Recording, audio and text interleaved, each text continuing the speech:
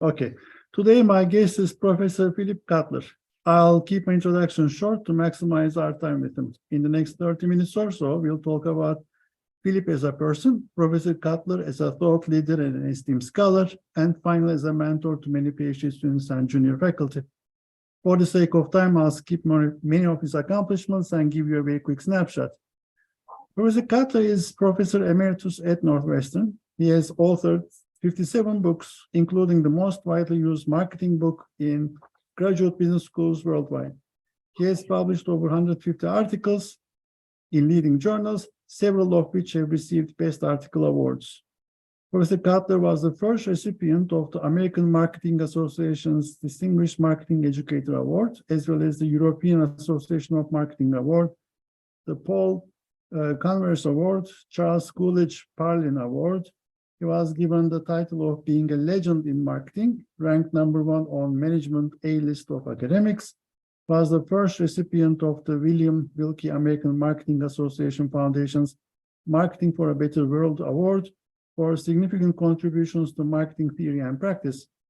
In 2013, he was inducted into Management Hall of Fame and also became the first recipient of the Chef Foundation Medal for contribution to marketing. Thank you, Philip, for joining us. Well, thank you for the summary.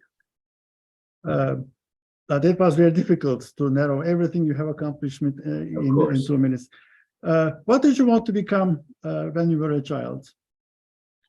You know, I grew up in a lower middle class household, and I noticed very quickly that wealth was very unequally distributed around the world. There were rich people, there were working class people, there were poor people.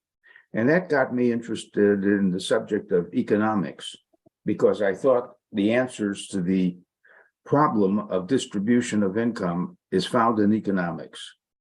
And I therefore went to the University of Chicago, and my professor was Milton Friedman, the Nobel Prize winner, who had his theory of economics.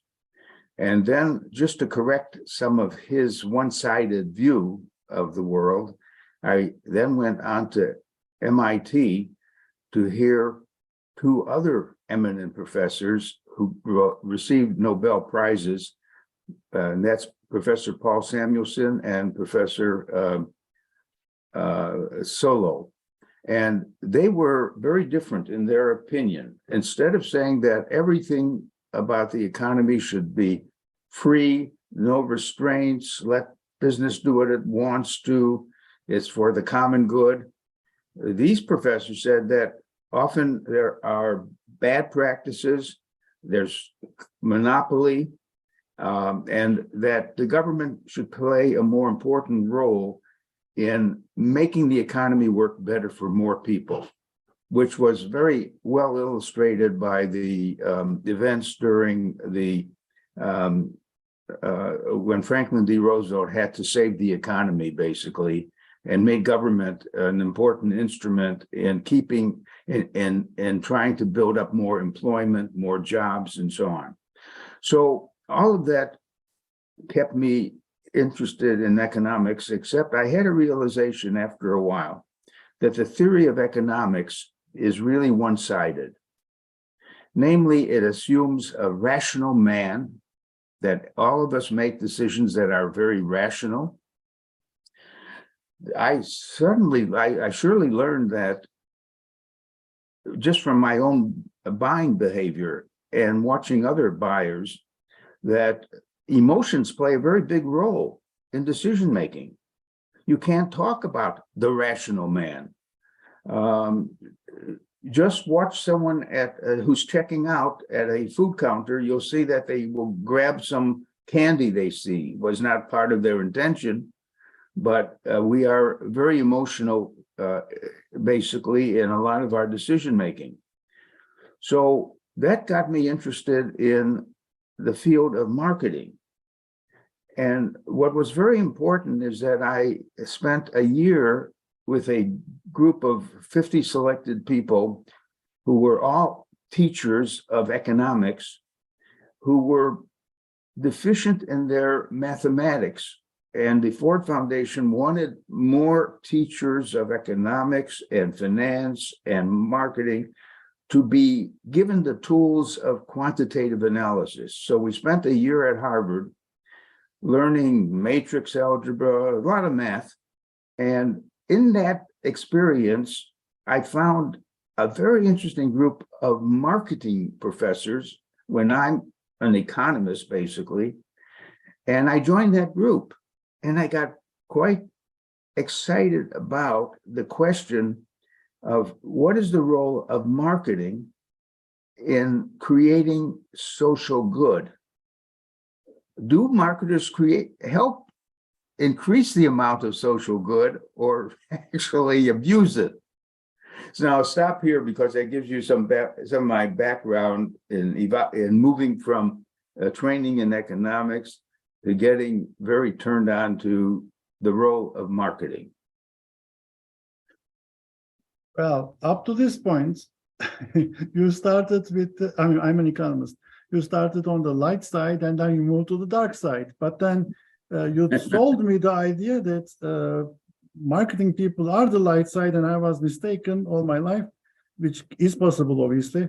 But then the question is, do marketing people produce, or does marketing produce social good or welfare for the society? Now, at that part, at that question, we have to think about it a bit.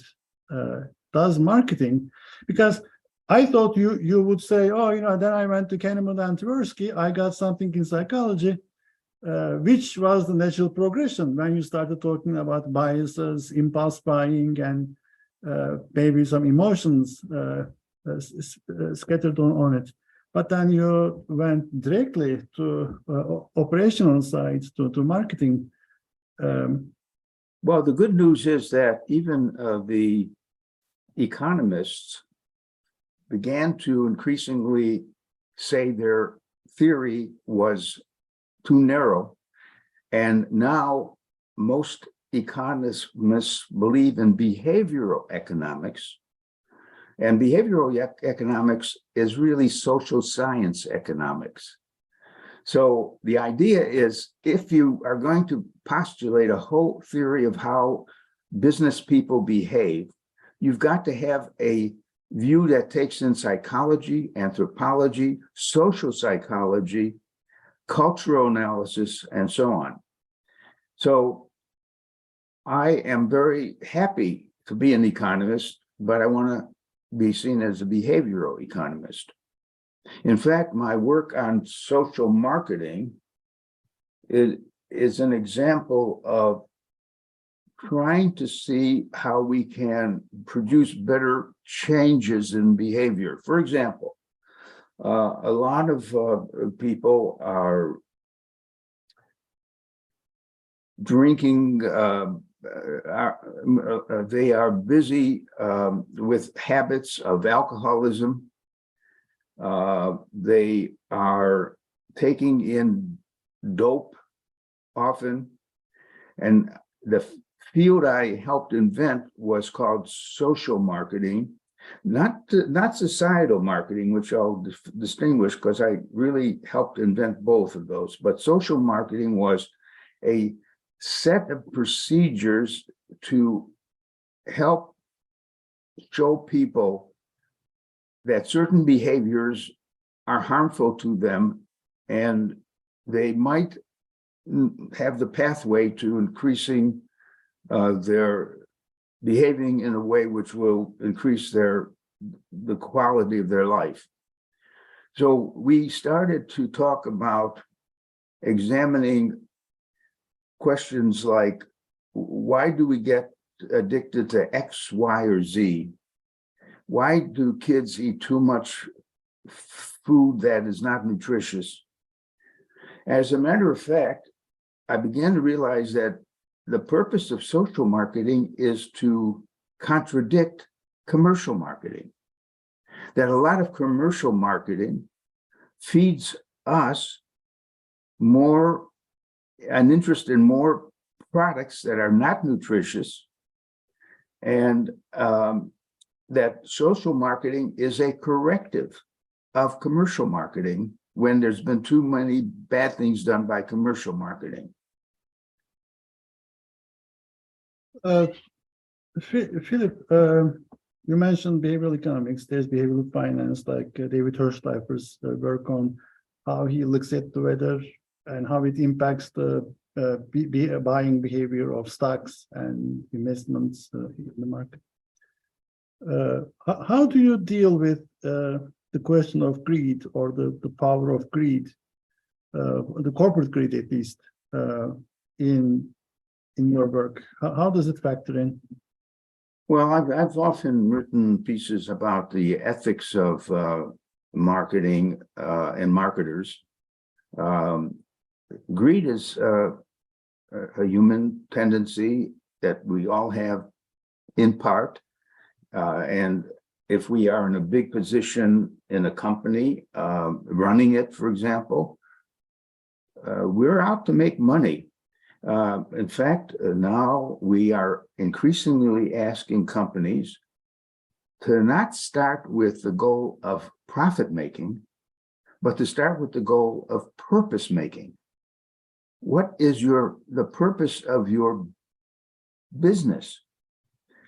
If you clarify that, you might have even more profit, by the way. But the idea is, are you trying to help people live a better life? In other words, what's the impact of your business on their happiness and well-being as customers? Can you factor that in? Can you show me that by buying your product, I'm going to be better off in one or more ways? If you're only going to appeal to my appetites, I might be eating very bad stuff, buying clothes that is throwaway clothes, basically. So purpose has perhaps started on its way to influence business thinking. Now, for example, take the fact that we now have to factor in sustainability, not only profitability, in urging companies for better behavior, because we worry about whether the next generation, that is our children and grandchildren, will live as well as we have been able to live, or will be living worse and worse, because climate is being destroyed, and possibly the planet, by a thing called carbon, which is generated by our industry and our behavior. Just moving generates some carbon. And what can we do to, what we've noticed is a great increase in fires, forest fires, hurricanes, floods, etc. So shouldn't we ask business to make their profits, but also build sustainability into their practice? And many of them, the companies have endorsed that point, that sustainability should be not just an add-on, but intrinsic to making things. Are they using good materials? I mean, we know that plastics, tons of plastics are in our oceans. Who's responsible? Actually, one of the big things we've all noticed is that business has not taken responsibility for what we call the net effects of their behavior. They will, for example, open a mine to get at copper and to get at other minerals, and leave the mine when it's exhausted in a terrible condition, and the land around the mine is just left as just wasted soil and so on. There's many examples where companies are getting away with it. See, we don't want to stop companies from doing these things. We want them to take the full costs of what they're creating. And if they price on the full costs. They may have no customers. I understand that. So that would mean that that activity is not really valued. So as an economist, I value the externalities. I watch for the negative externalities that are being created by business. And you know what I do with that? I bring up the subject of demarketing. So I created the idea that we may have to go against certain business practices that, let's say, for example, a certain company uses a lot of water. Let us also say that in California and elsewhere in the world, there's water shortages. That in fact, making that product, and maybe we may call it just growing flowers, growing flowers uses so much water that maybe instead of celebrating beautiful flowers, we should have some controls over how much water is available, and it should be water. We should have enough for drinking and our health. Do we have to use it in making a lot of products that are highly consumers of water? So demarketing is the campaign's name in California when they found out that there was water shortages, and they asked companies to conserve water. They asked individuals to stop showering every morning. That is social marketing. Doesn't the price mechanism fix it? You're right. As an economist, you're raising a good question. Isn't that the question of, shouldn't we say to a company, please set your price on the cost you have to manufacture the product and the negative externalities that you are creating? The difference is they don't cover as a cost, since it doesn't fall to them, it falls to the society. So they are charging us less than they should fully charge us for the cost of delivering that product. No, I understand. So this is a bottle of water.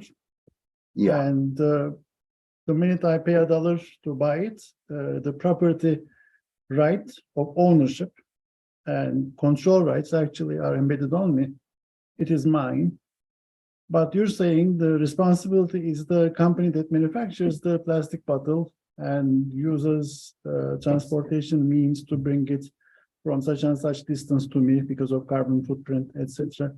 Yeah, but the ownership has already transferred.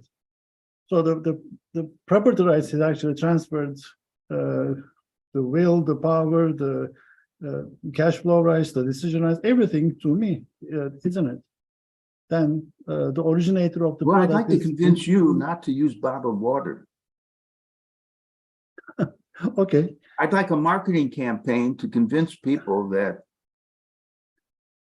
water, that's fine if they are at home and they have something that looks like this, and they fill it and they carry now this one may be too large for them to carry.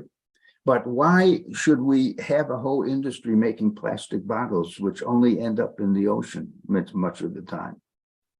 Why shouldn't companies that make plastic bottles for industry be required to buy them, to collect them and buy them back, and to make it easy for consumers to know where they could easily, if they're conservative consumers, how easy it is to collect and dispose of.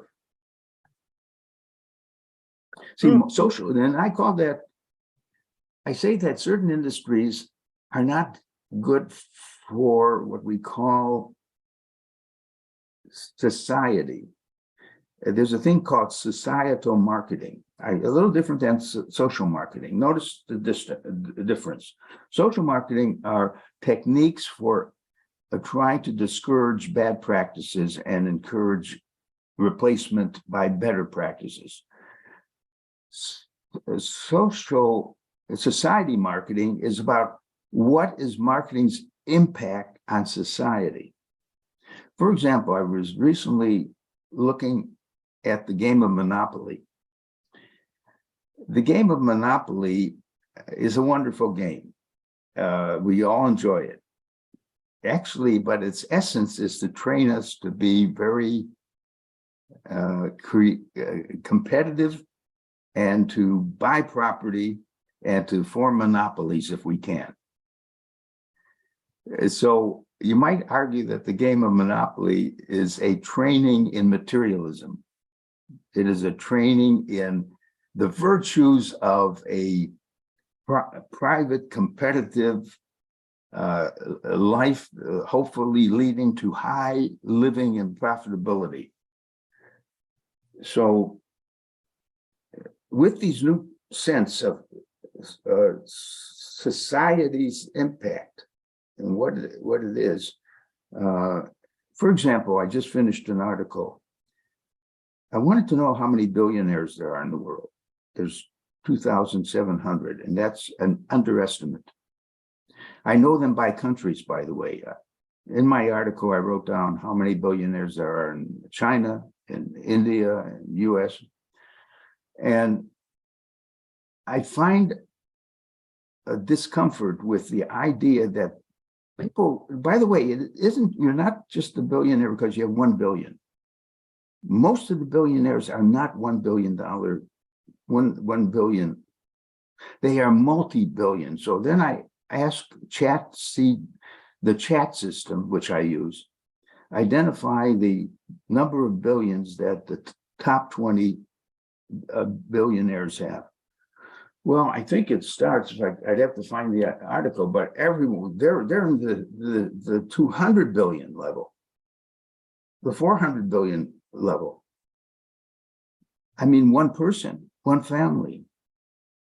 So the question is, if I believe in a good economy that is really helping poor people and working class people, and that was my starting point in life, why are there the differences, strong differences of distribution of income?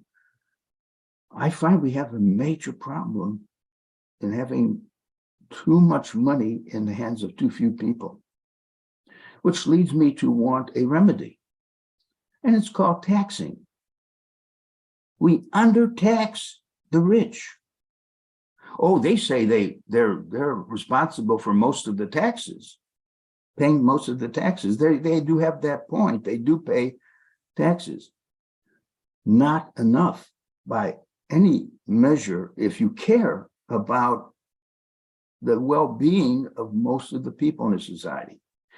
So the result is I have switched from what we call American capitalism to not another system called non-capitalism, but to a better capitalism, which is called Nordic capitalism.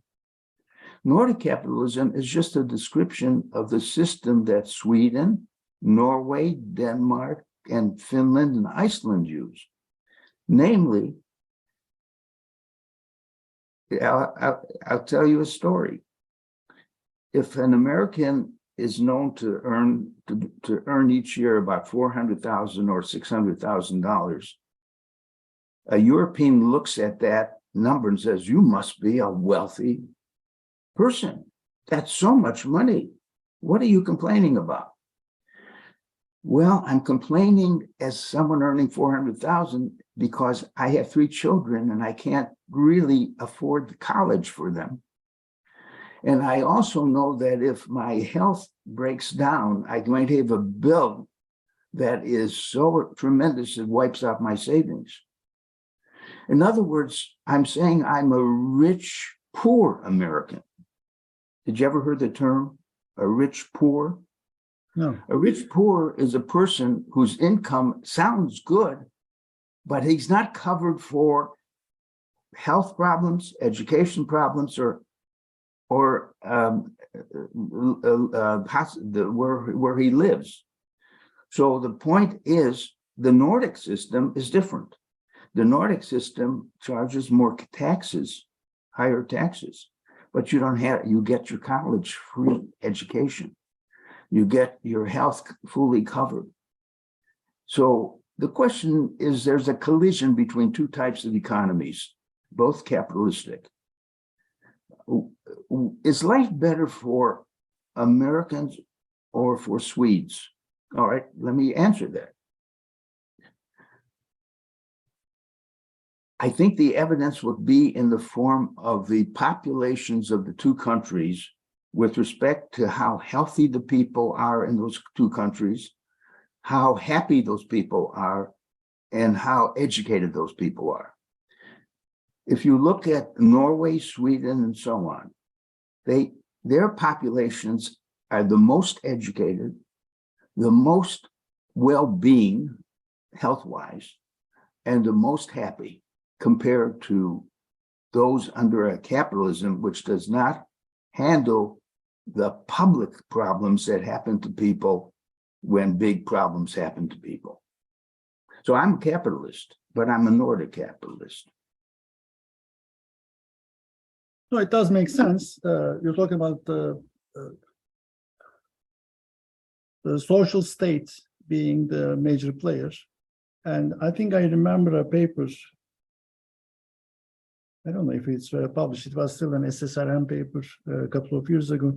They compared it to Kuwait and some Middle Eastern countries that were oil rich, that the government was basically owning everything and they were just dispersing wealth among the constituents.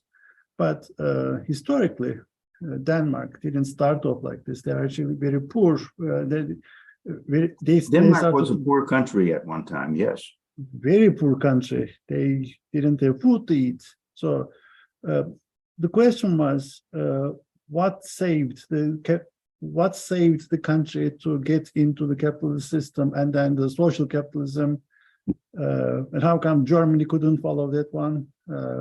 Although they had a couple of paradigm shifts throughout their history. But eventually, based on the story that you just told with the Monopoly game, a couple of years ago, I read that the CEOs of all these great companies in the US, instead of playing Monopoly, they were playing some game called Catan. So I was... What game? Catan? Catan. Yeah. So I said, what is Catan? It's a trading game. And it's building civilizations, buying goods and services over board game material. But there's no one board. There are 6 boards, 6 different Catans. There is one for islands, there's one for the oceans, there's one for the land, mining, etc. And what I heard was that these CEOs would gather every weekend in their basement, and they would play Catan for hours at an end, and they would think about how to make more money, how to dominate the world, etc. So this is what we did. A couple of years ago, we started a group of Catan players here in Cleveland, and a couple of my friends joined. In the basement, we have these huge boards of Catan attached to each other. Over the course of a couple of years, the story of non-monopolistic competition of evolved life actually converged to more monopolistic competition of the old school monopoly. The goal was to beat others and get their cattle and get their woods and iron ore, etc. Nothing really changes. Nothing really changes. This greed is not possible to take out of the human condition. It is there. It is embedded. You mentioned people are undertaxed. I mean, it's a very political argument. True. But what's the right amount of taxation then, right? So as an economist, I mean, it's easier for me to think about the price mechanism that fixes things. I'm of Turkish descent. Obviously, when something goes wrong with my health, I get on the plane, I fly to Turkey because the government there has these beautiful hospitals that take care of you. You don't pay a dime. Because you would have to wait 3 months in the in the line to get to some doctor in the United States. Sure. But there are some frictions here, right? So, so I want to cover some of my questions. That these are very fascinating topics Yeah, that sure, we're discussing. sure.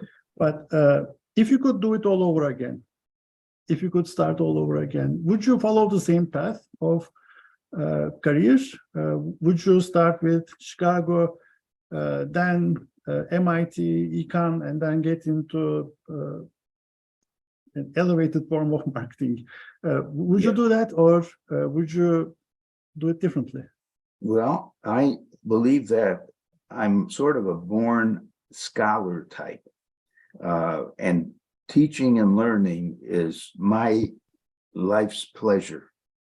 In fact, I tell people I haven't worked a day in my life if work is a bad thing, because I've been always playing, and playing means that as a professor, I don't really have a boss, but I can do what I want. And so I'm never going to retire, because I always am enjoying learning things and sharing the learnings. So I wouldn't say that my career would have been better in another way. It is true that many people end up in a career that was not their first choice. Best examples would be friends I've had who were going to be concert pianists. They were that good. That's what they wanted to do, and they loved to do it. But their parents said there's no future, as they say to artists too. And they become lawyers. And I think the whole field of law consists of people who are very depressed. They can do it well, but they're missing something. So I'm not that, that's not my situation. Everything I did, I look back at, and it was right. And I hadn't planned a lot of that, but it came, and I found it fine for my purposes. So that's my answer to your question, that I wouldn't imagine changing any step along the way. What are you most passionate about? Most what? Passionate about. What's your passion? Oh, first of all, I am a born collector. I have an interest in, for example, what is called contemporary glass work. If you've known about huge pieces of glass being made, it's a form for sculpture. You can make human figures and sculpt them not in marble or wood, but in glass. And so as a result, I ended up having one of the top collections in the field of contemporary art glass, and built a museum. A part of the Ringling Museum in Sarasota, Florida, has the glass part of the museum, which I built because, and many people come up to me and say, oh, I never knew glass could be such a medium of art.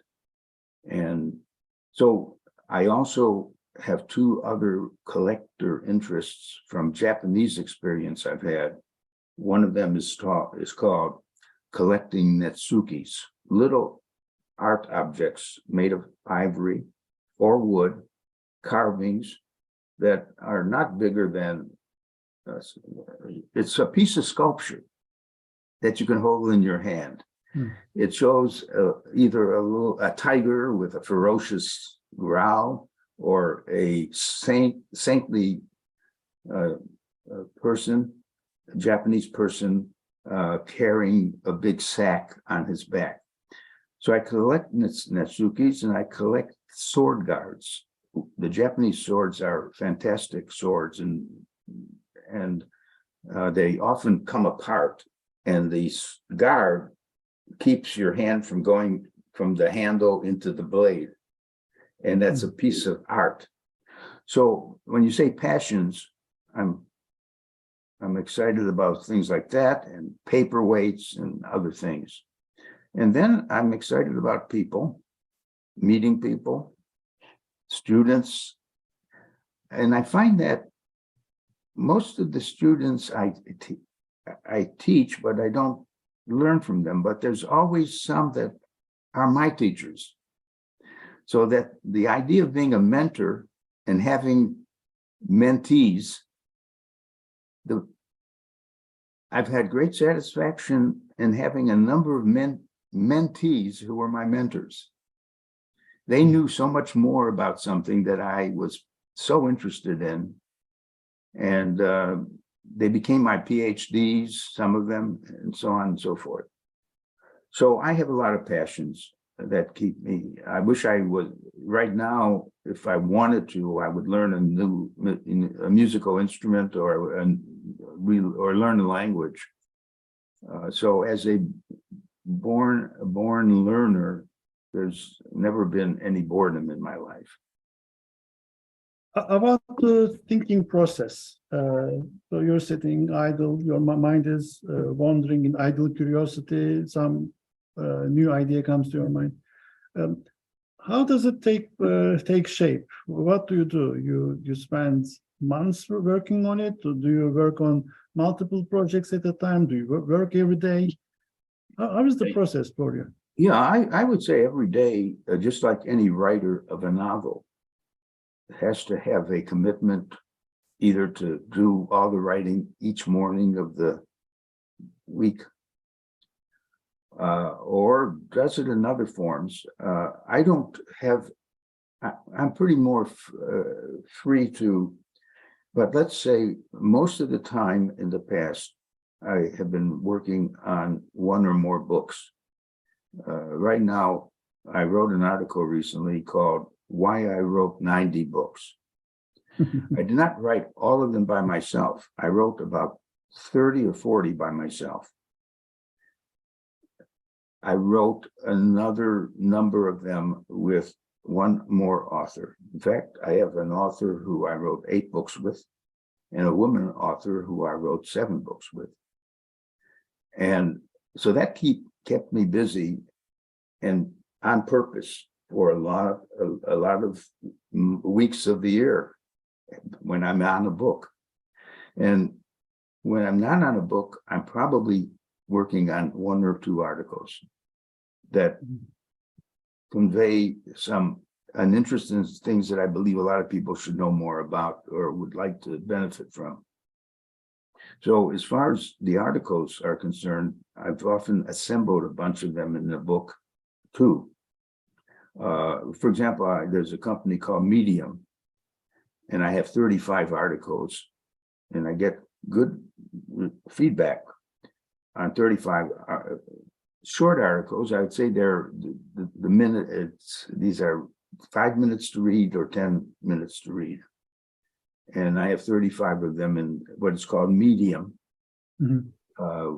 which a lot of people write articles also for that Medium magazine. Philip, for the next 5 years, what do you see as the biggest forefront? What's the next big thing in the field for IB? The big questions, the big challenges. In the field of economics or marketing? International business, international marketing. What do you see as the next trend?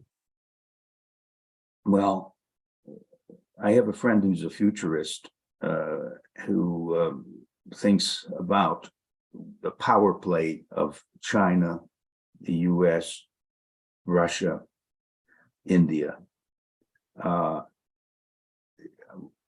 I spend a lot of time thinking, why is it that China and India have not scolded Russia for starting a war on a free country?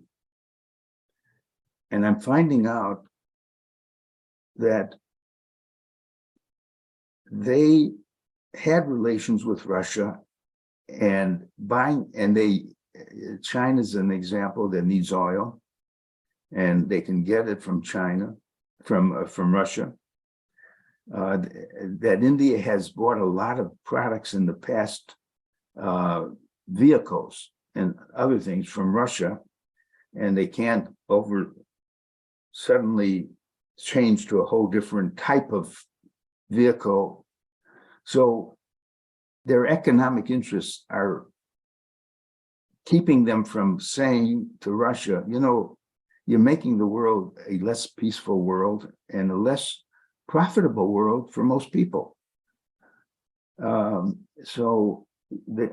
understand better, and I'm hoping that privately, China, see, because the truth is, if China and India together would pressure Putin, he would have to stop the war.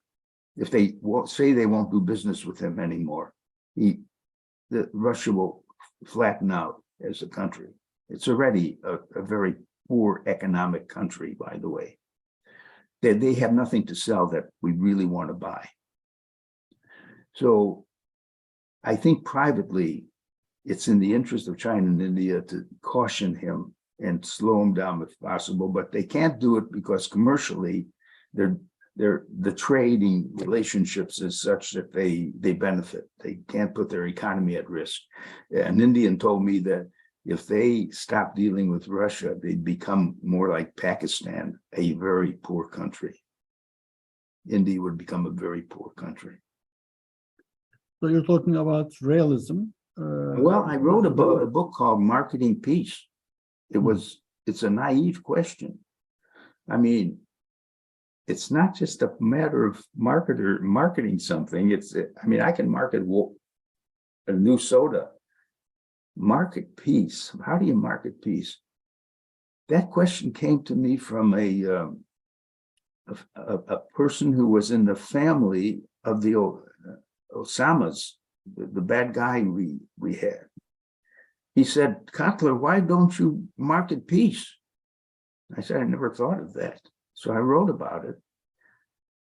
And the main thing is, I'm very much hoping, when I look ahead, that the big hope is that we have to have nations in trade with each other to produce value for everyone. And I wanted to see the GDP grow, but I also want to see it better distributed. Why are workers who do most of the work paid so little in relation to a guy called a president who is earning 320 times what his average worker is getting as a median income? We have gone crazy in overpaying people. We used to pay them maybe 20 times what the worker was paid. It's 300, it's not only 320, that's the median average. There are guys who run a company and they're taking home 1,000 times what a worker gets in that company. I'm surprised the workers don't rebel. Yes, there's greed. There's every billionaire is a very greedy person, but he says, but don't touch me or tax me because I give away a lot of money to help poor people and working class. But I build the museums and I help the libraries and parks, public parks. I'm a philanthropic person. But all that philanthropy, by the way, that also is used to do space flights at great cost to get to Mars, which is not about helping us for a long time. So they are philanthropic, but the philanthropic impulse is not organized in a way to end hunger in the world. That's problem number one. To end homelessness in the world, problem number two. Can we not tax a little more so we organize the money so no one goes hungry and no one is homeless? That's all I'm asking. This was quite interesting. We went from, we talked about altruism, neoliberalism, social democracy, neoclassical, philanthropy, monopoly. I don't think we left out anything we haven't touched. This We was left out interesting. marketing. Yeah, Yes. except how do you get the water to the house to put in the steel canisters? That is the question that we don't discuss. But Yeah, right. Your advice to junior faculty and PhD students to become successful like you did, what should they be doing? What should they be not doing? Yeah. Yes, we have to help people starting out in their career to recognize this, that first they should go and do more of what they really care about, that gives them passion in their work. Secondly, if they study what is getting popular, for example, a marketing person starting out, if he's interested not only in teaching marketing, but being invited by companies to help companies do a better job, and maybe even get on the board of some companies, then find out what companies need to know and be the expert in providing that. For example, many companies are just getting to hear about GPT, chat GPT. They don't know how to use it yet. It's an advance over what was just a set of new things, new tools of marketing, like voice, facial recognition and voice recognition. And I can list a whole bunch of tools, the Internet of Things and so on. But find out what companies are lacking in skill sets. And why not, as a professor, be the expert in those new skill sets that are going to be in high demand? Now, you might say, well, they should just know, be a good consumer behavior person. Really just say, oh, you've read a lot of literature on the social sciences and you now know how people normally behave. Well, there's a lot of experts on consumer behavior. There are hardly any experts on how marketing can be improved through chat GPT, which just started 2 years ago. So I would advise ambitious marketers to get into certain corners that are underattended in the I have a field. question. I want to interrupt here.